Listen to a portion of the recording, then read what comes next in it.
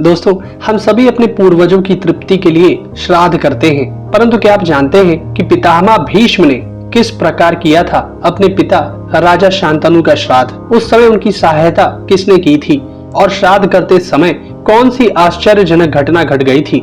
चलिए जानते हैं। इस कथन का वर्णन महाभारत ग्रंथ में अनुशासन पर्व के 83 अध्याय के 1 से लेकर 34वें श्लोक में मिलता है। दोस्तों, यह कथा स्वयं भीष्म जी ने युधिष्ठिर को सुनाई थी। उन्होंने युधिष्ठिर को बताते हुए कहा, मेरे महातेजस्वी पिता महाराज शांतनु का जब देहावसान हो गया तो मैं उनका श्राद्ध करने के लिए गंगा द्वार तीर्थ हरिद्वार में गया। वहां पहुंचकर मैंने पिता का श्राद्ध आरंभ किया। इस कार्य में माता गंगा जी ने भी मेरी सहायता की।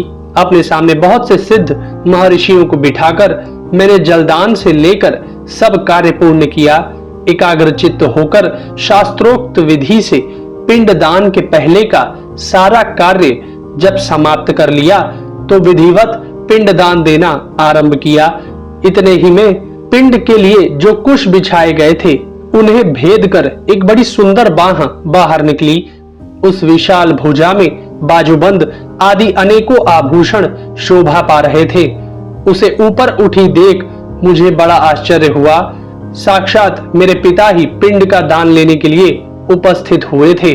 किंतु जब मैंने शास्त्रीय विधि पर विचार किया तो मेरे मन में सहसा यह बात स्मरण हो आई कि मनुष्य के लिए हाथ पर पिंड देने का वेद में विधान नहीं है। पितर साक्षात प्रकट होकर कभी मनुष्य के हाथ से पिंड लेते भी नहीं है। शास्त्र की आज्ञा तो यही है कि कुशों पर पिंड दान करें।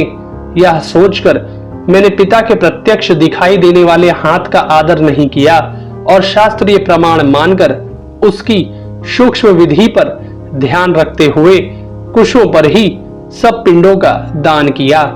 इस प्रकार जब शास्त्र की पद्धति से पिंड दान कर दिया तो मेरे पिता की वह बाह अदृश्य हो गई।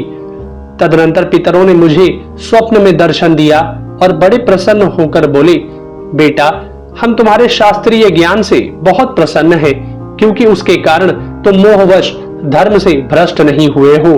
तुमने शास्त्र का प्रमाण मानकर आत्मा, धर्म, शास्त्र, वेद, पितृगण, ऋषिगण, गुरु, प्रजापति और ब्रह्मा जी इन सबका मान बढ़ाया है तथा जो धर्म में स्थित हैं उन्हें भी तुमने अपना आदर्श दिखाकर विचलित नहीं होने दिया है। यह सब कार्य तो तुमने बहुत उत्तम किया है, किंतु अब हमारे कहने से भूमि दान और गोदान के निष्क्रय रूप से कुछ सुवर्ण दान भी करो। ऐसा करने से हम और हमारे सभी पितामह पवित्र हो जाएंगे, क्योंकि सुवर्ण सबसे अधिक पावन वस्तु है। जो सुवर्ण दान करते हैं वे अपने पहले और पीछे की 10-10 पीढ़ियों का उद्धार कर देते हैं। इस प्रकार जब पितरों ने कहा तो मेरी नींद खुल गई। उस समय इस स्वप्न का स्मरण करके मुझे बड़ा विस्मय हुआ। फिर मैंने सुवर्ण दान करने का निश्चय किया। तो इस प्रकार भीष्म पितामह ने अपने पिता राजा शांतनु का श्राद्ध किया था और सुवर्ण दान करके अपने पूर्वजों को पवित्र किया था।